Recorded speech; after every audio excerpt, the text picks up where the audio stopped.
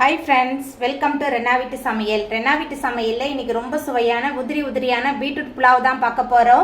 தயிர் சாதத்தோடு வச்சு சாப்பிட்றதுக்கு ரொம்ப சூப்பராக இருக்கும். லஞ்ச் பாக்ஸ் காலி ஆகும்னா கண்டிப்பாக இந்த முறையில் நீங்கள் குழந்தைங்களுக்கு செஞ்சு கொடுங்க. குழந்தைங்க ரொம்ப விரும்பி சாப்பிடுவாங்க.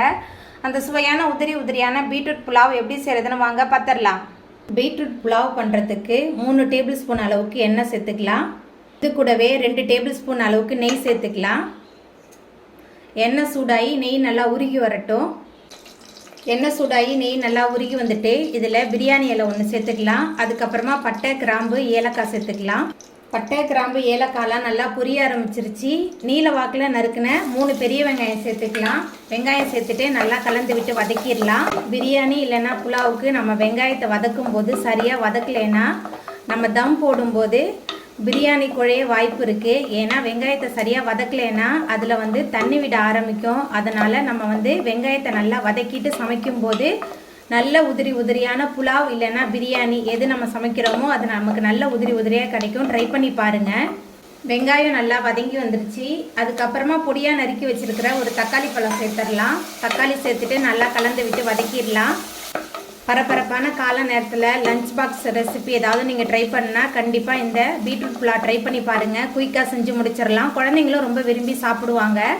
தக்காளி சேர்த்துட்டு நல்லா கலந்து விட்டு வதக்கியாச்சு. அதுக்கப்புறமா இதில் 3 டேபிள் ஸ்பூன் அளவுக்கு இஞ்சி பூண்டு விழுது சேர்த்துடலாம்.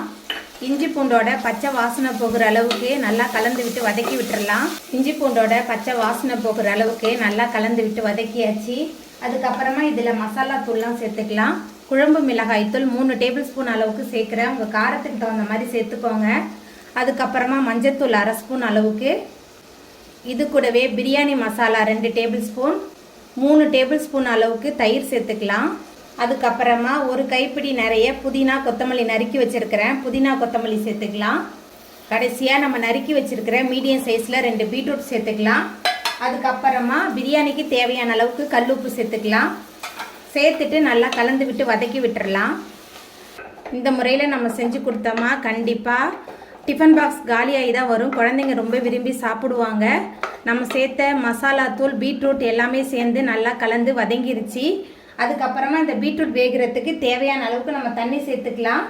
2 டம்ளர் அரிசி எடுத்துருக்கனால நான் 4 டம்ளர் அளவுக்கு தண்ணி சேர்க்குறேன். தண்ணி சேர்த்துட்டு நல்லா கலந்து விட்டுடலாம்.